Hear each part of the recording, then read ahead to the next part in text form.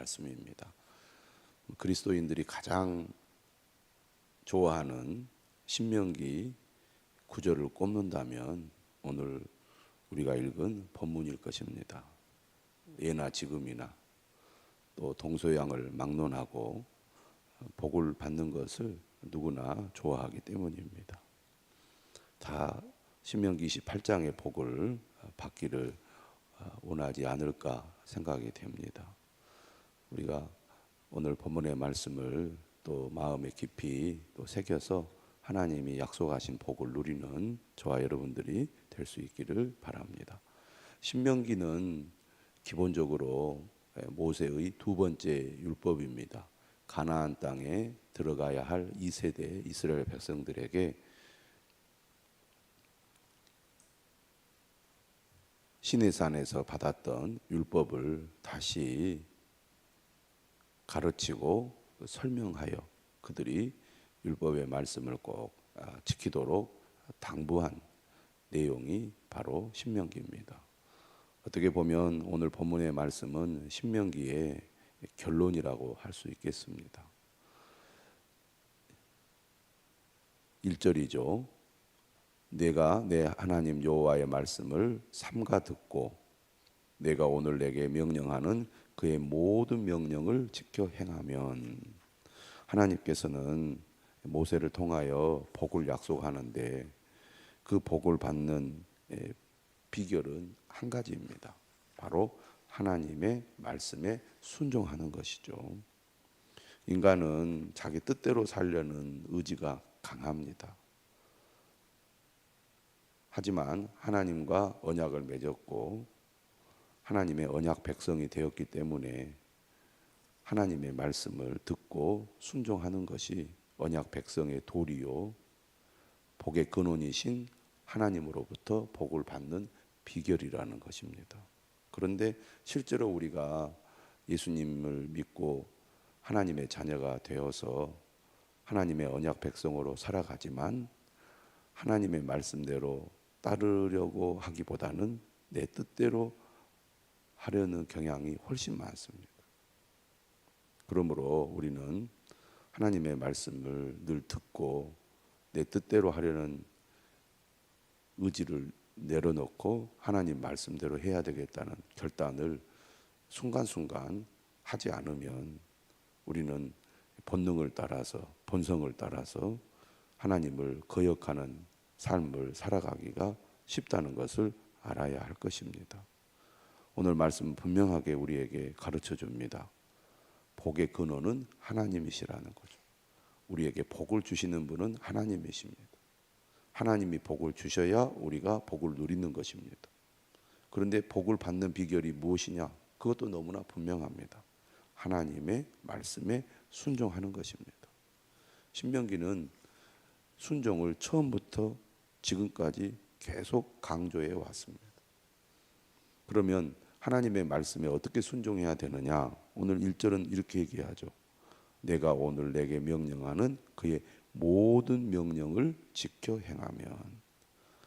온전한 순종이 순종이지 부분적인 순종은 순종이 아니다는 것입니다. 다시 말하면 어떤 말씀은 내가 지킬 수 있으니까 지키고 어떤 말씀은 내가 지키기 어려우니까 안 지키는 것은 순종이 아니라는 겁니다.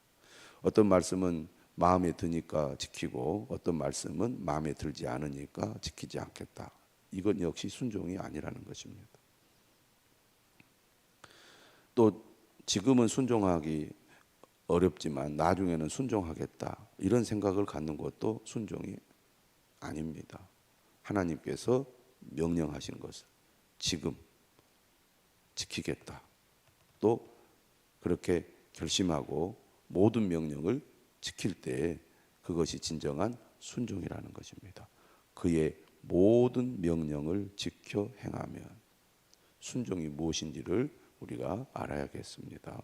내 생각, 내 주관, 내 경험, 내 지식 내려놓고 하나님께서 무엇을 말씀하시는지 귀를 기울여 듣는 것, 이것이 순종의 자세죠. 2절에 뭐라고 얘기하느냐면 네가 네 하나님 여호와의 말씀을 청종하면, 이렇게 말합니다.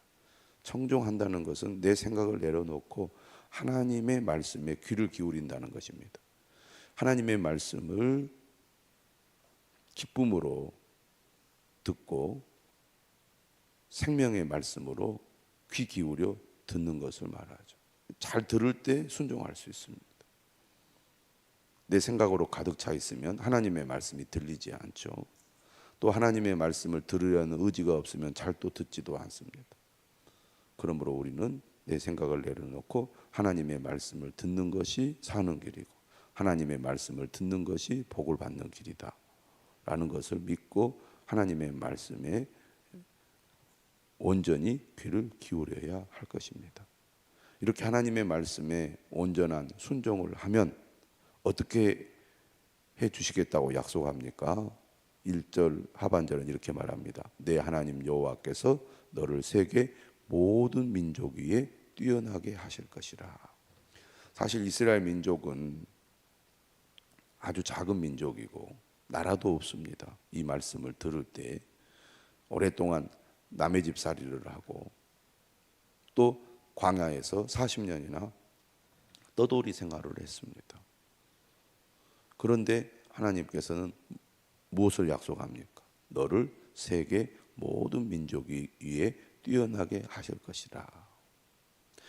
예수 그리스도를 믿고 하나님을 아버지로 모시는 사람에게 하나님은 이러한 은혜를 많이 주십니다.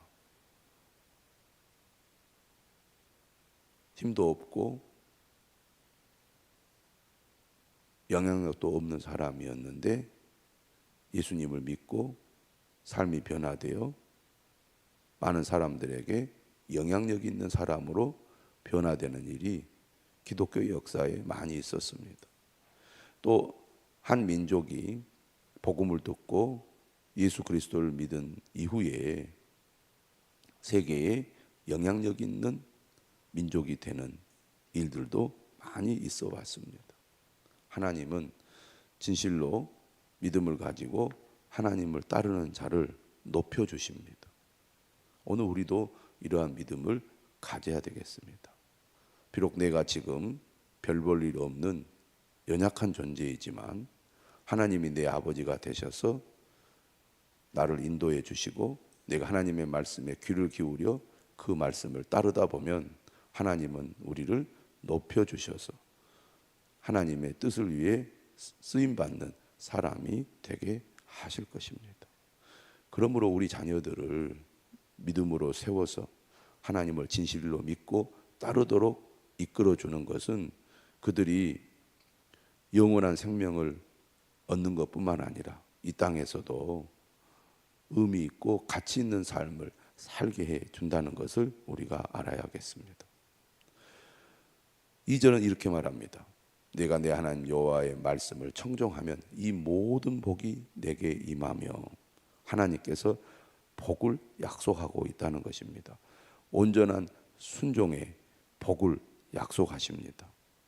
3절 이하 이렇게 얘기하죠. 성읍에서도 복을 받고 들에서도 복을 받을 것이며 내 몸의 자녀와 내 토지의 소산과 내 짐승의 새끼와 소와 양의 새끼가 복을 받을 것이며 내 광주리와 떡반죽 그릇이 복을 받을 것이며 내가 들어와도 복을 받고 나가도 복을 받을 것이니라. 성도들이 좋아하는 구절입니다. 집에서도 복을 받고 일터에서도 복을 받는다는 거죠. 자녀들이 복을 받고 내가 하는 모든 일에 하나님 복을 주실 거라는 것입니다. 우리 가정에 필요가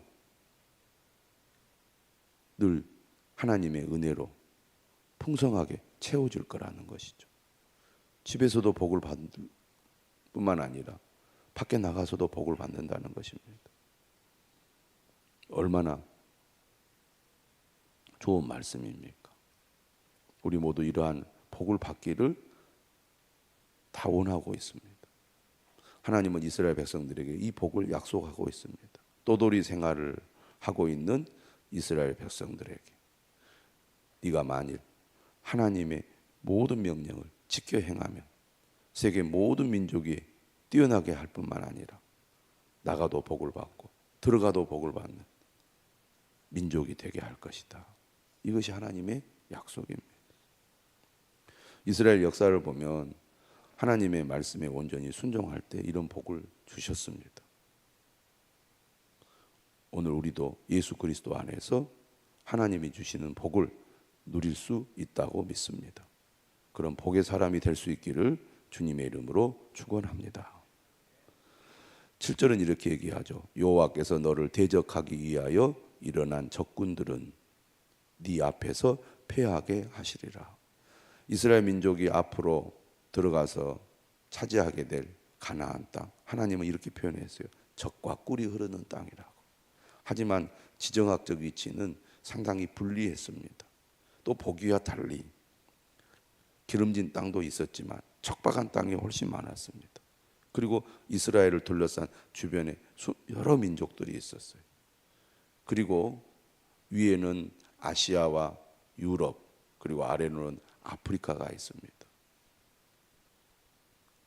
강대국들이 아래서 위로, 위에서 아래로 침략을 할 때 반드시 거쳐가는 지역이 이스라엘 백성들이 사는 가나안 땅이라고 할 수 있습니다. 그러다 보니 동네 북이 되기가 쉬운 민족이고 땅이라고 할 수가 있겠죠.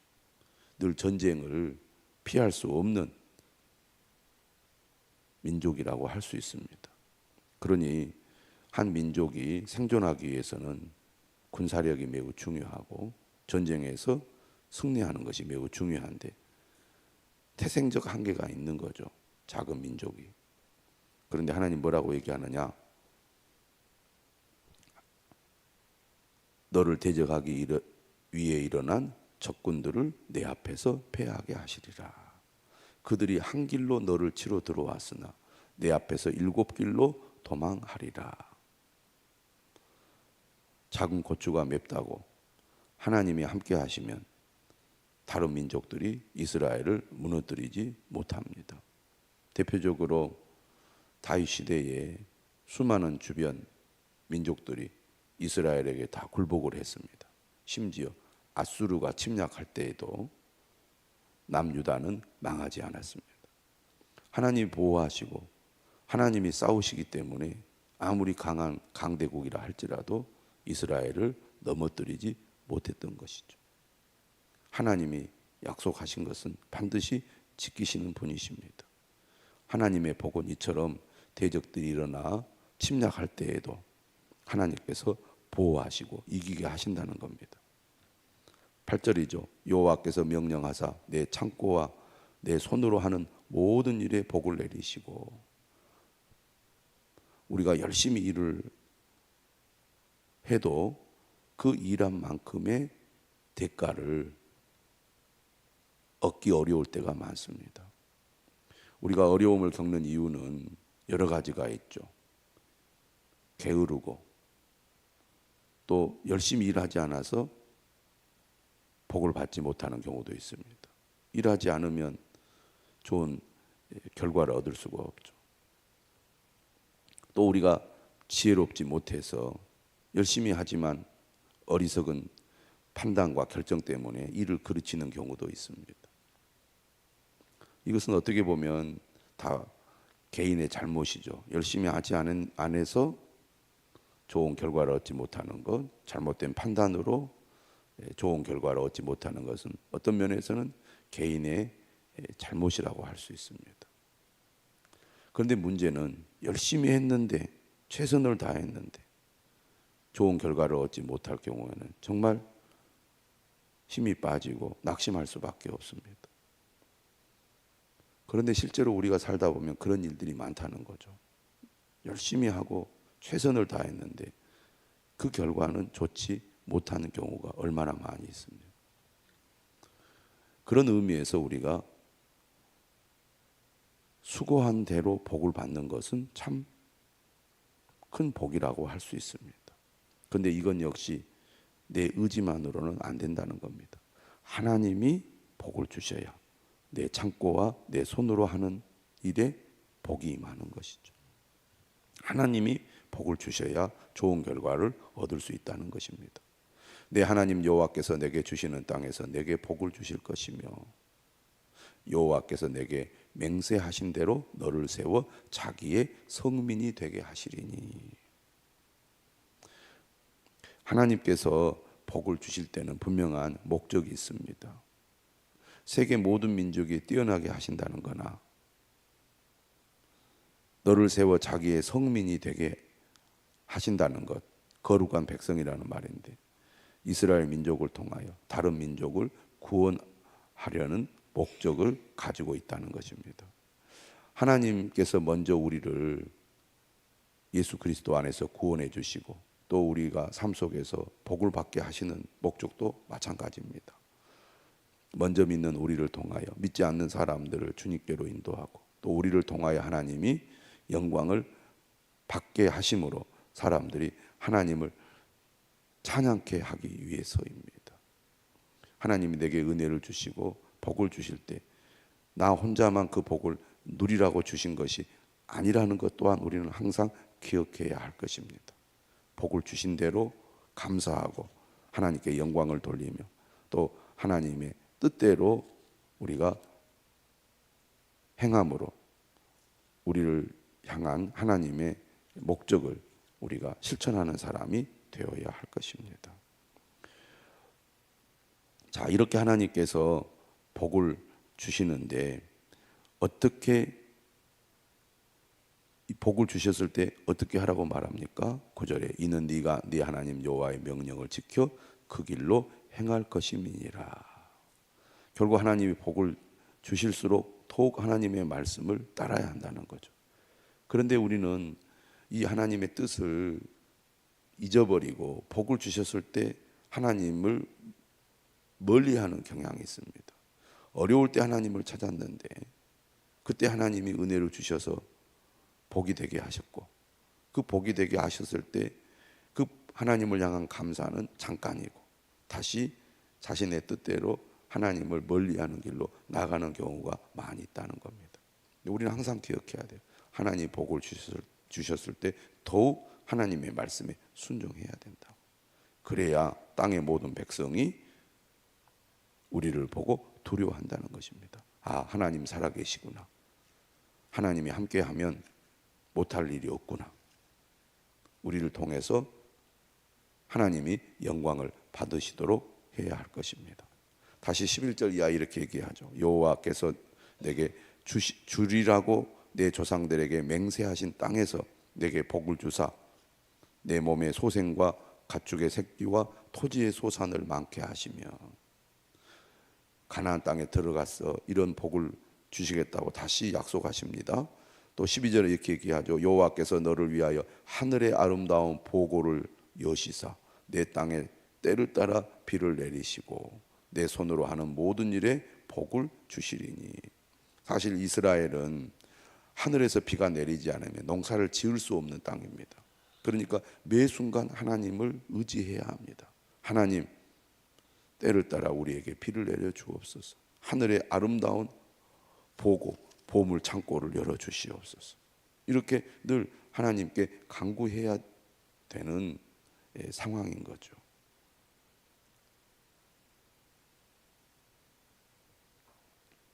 하나님을 온전히 의지하고 믿는 백성들에게 하나님께서 내 손으로 하는 모든 일에 복을 주시겠다고 말씀하십니다. 내가 많은 민족에게 꾸어줄지라도 너는 꾸지 아니할 것이요 여호와께서 너를 머리가 되고 꼬리가 되지 않게 하시고 위에만 있고 아래에 있지 않게 하시리니. 자, 하나님이 이런 복을 주신다고 약속했습니다. 그런데 실제로 이스라엘 민족이 가나안 땅에 들어갔을 때 어떻게 합니까? 정말 약속대로 가나안 땅을 차지하고 그리고 각 지파별로 땅을 분배받아서 정착을 하게 됩니다. 모세의 시대에는 모세를 통하여 하나님의 말씀이 주어졌기 때문에 모세는 강력하게 하나님의 말씀을 전했습니다. 그래도 그들이 광야에서 늘 흔들리는 모습을 보였죠. 하지만 하나님의 보호와 인도함을 받았습니다. 그 다음 여호수아 시대는 어땠습니까? 여호수아 시대도 마찬가지였습니다. 여호수아의 강력한 지도력 아래 이스라엘 백성들은 가나안 정복에 성공했고 땅을 분배받았습니다. 그리고 여호수아는 강력하게 하나님의 말씀에 순종할 것을 요구했고 이스라엘 백성들은 여호수아의 지도를 받아서 하나님의 말씀에 순종했죠. 그래도 모세 시대, 여호수아 시대는 하나님의 말씀이 살아 있었습니다. 하지만 여호수아가 세상을 떠난 이후 사사기 시대에 그들이 하나님의 말씀을 따르지 않으므로 급격하게 어려움을 겪게 됩니다. 하나님의 말씀을 망각하면 그들은 추락했던 것입니다. 오늘날도 마찬가지입니다. 우리가 하나님의 복을 받을 수 있는 비결은 어디에 있느냐? 처음에도 강조했고 오늘 마지막 부분에서도 강조합니다. 오직 너는 내가 오늘 내게 명령하는 내 하나님 여호와의 명령을 듣고 지켜 행하며, 내가 오늘 너희에게 명령하는 그 말씀을 떠나 좌로나 우로나 치우치지 아니하고 다른 신을 따라 섬기지 아니하면 이와 같으리라. 우리가 한결같이 하나님의 말씀을 듣고 따라야 되는데 조금 어려움이 있거나 조금 우리가 잘 되거나 그러면 좌우를 보게 된다는 겁니다. 한눈을 판다는 것이죠. 잘 될 때나 어려울 때나 또 어떤 일이 내 뜻대로 잘 되지 않을 때나 너무 잘 될 때나 우리가 한눈 팔지 말고 끝까지 인내함을 가지고 또 유혹에 넘어가지 아니하고 끝까지 하나님을 바라보고 말씀을 순종하면 하나님 반드시 복을 주시겠다고 약속하고 있습니다. 어려울 때 더욱 순종하는 여러분 되시기를 바랍니다. 또 하나님이 복을 주시고 잘 될 때 교만한 마음 갖지 아니하고 끝까지 순종하는 여러분들 되시기를 바랍니다. 하나님 반드시 우리의 삶에 복을 주실 줄 믿습니다.